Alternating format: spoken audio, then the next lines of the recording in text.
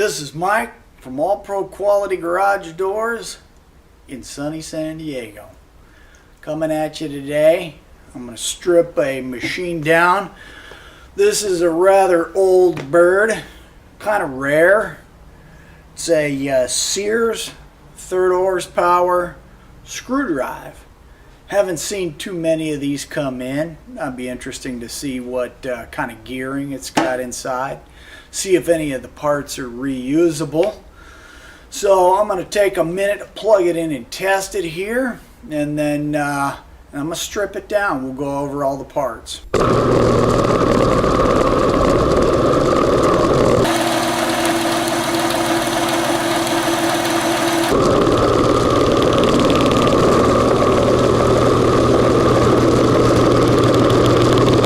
Okay, now we at least know that it runs. So it goes all the way to the down limit, comes all the way to the up limits. Everything seems to be in working order on the machine. Chances are they switched it to a sectional door and dumped the opener at the same time, got a new machine. Cool. Now that we know it works, we got some usable parts in here.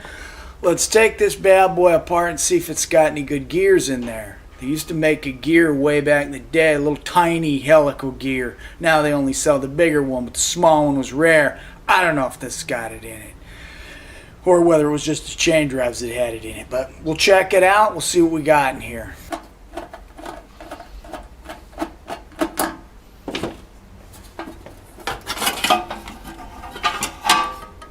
Okay, at first glance, we got starting capacitor, we got motor, we got circuit board, we got some gearing down here, you got the coupler there. This gear here transfers to this idler gear, and that leads to another gear that goes to, you got it, the limits. So you can control the limits. I'll flip it over in a minute so you can get a better view of that. You've got the force control down here, and you probably can't see in between the motor, but there's a little slide pivot. So when the motor jerks too much, like that, one direction or the other. Now, when the door hits something, puts pressure on the motor tweaks. And you can see down here, very similar to the Holmes machine. There's a little fork right there, and there's a little switch in there, an electronic switch that gets triggered when that motor tweaks in either direction. Let me get a straight down shot of that, see if I can see that.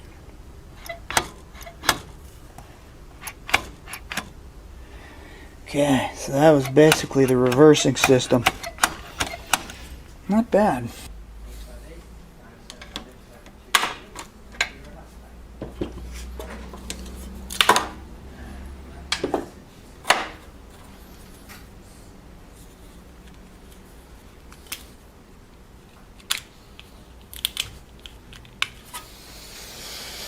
Okay, we got a 50 to 60 MFD starting capacitor.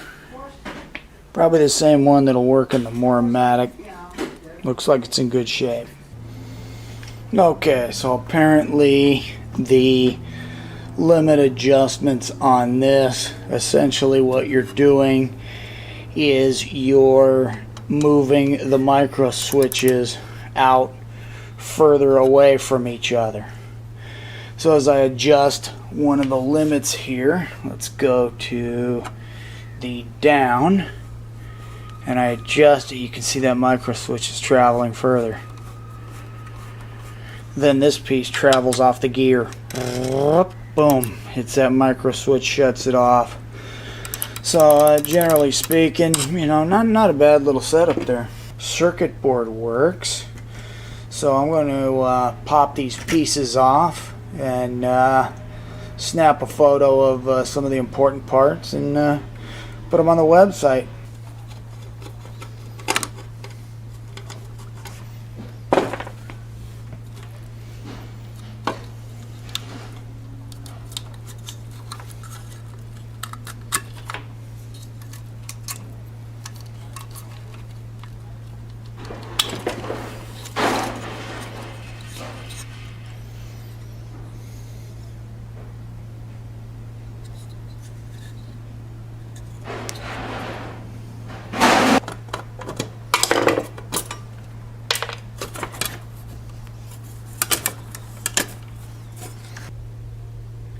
Here's the plate off the back of the machine.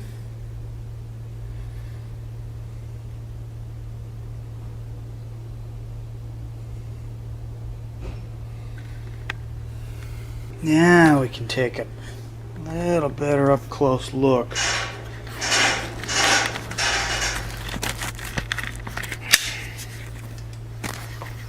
At how that reversing system works.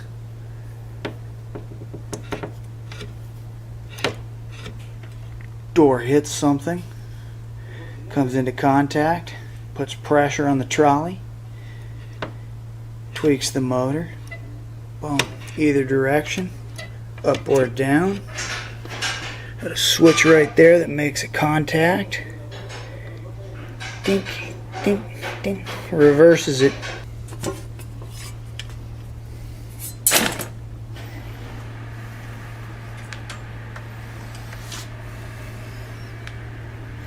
Let's go ahead and take it down a little bit further. I don't need any of the other parts, I don't think. But you know what? I might just save the couplers. I might save a few of these gears. They look to be in perfect shape, although they are a bit old. But you know, the motor itself looks like it's in pretty good shape. So let me put this camera back on the tripod and we'll strip it down a little further.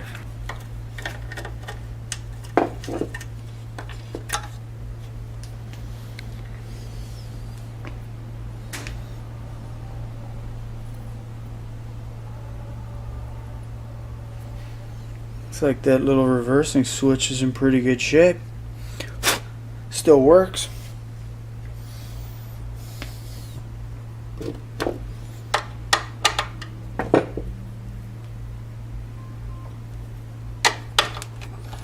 Shoot.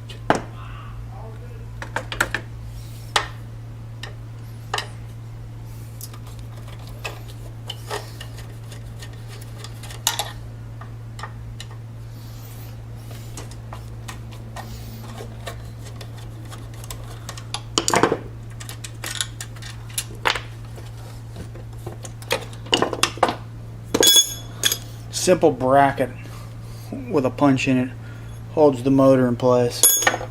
Wow.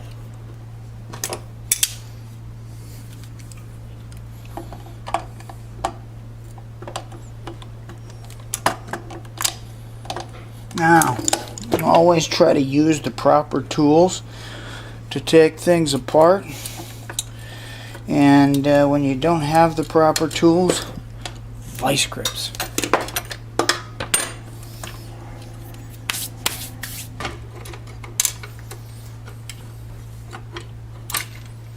Cool. Limiting plate. Maybe I'll save the whole thing.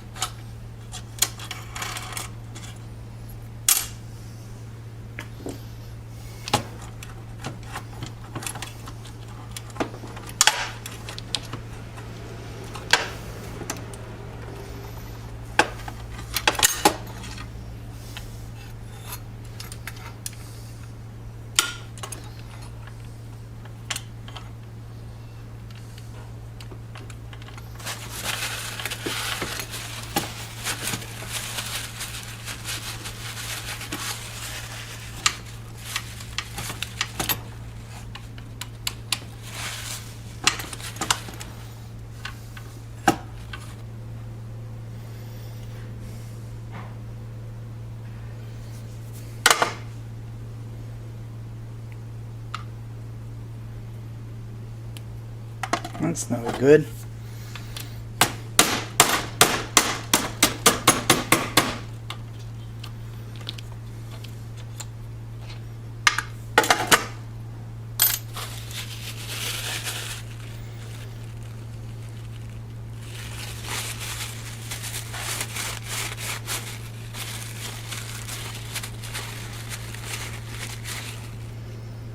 But that is, it's a good part right there.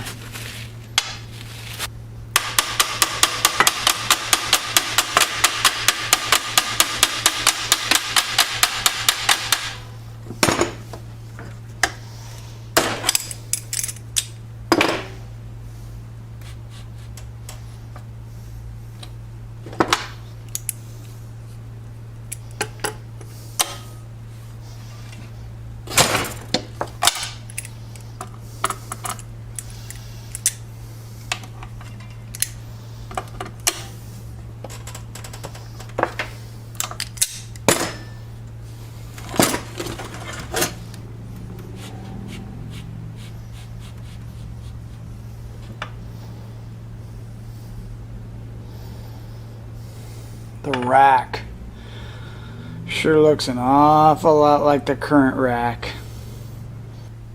Here's a new one. It's pretty close. Check the teeth on that.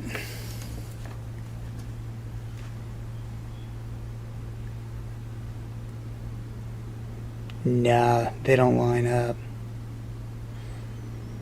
Let me just see if the teeth will fit on the screw.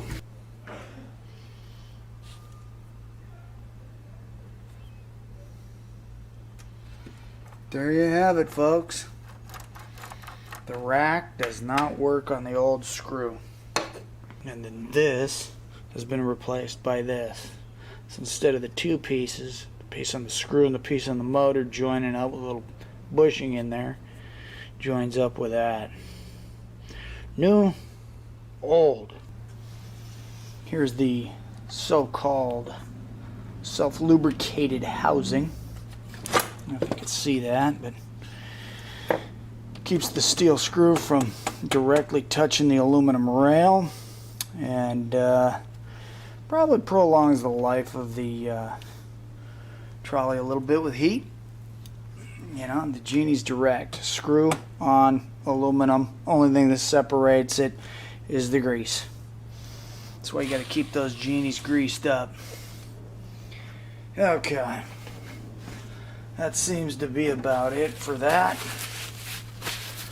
I'm going to get cleaned up, snap some pictures of these parts, and get them online. Take me a while to edit the video, because I got a new editing program, but it's not as good as my old one on my Mac, but we'll give it a shot. We'll get it up there.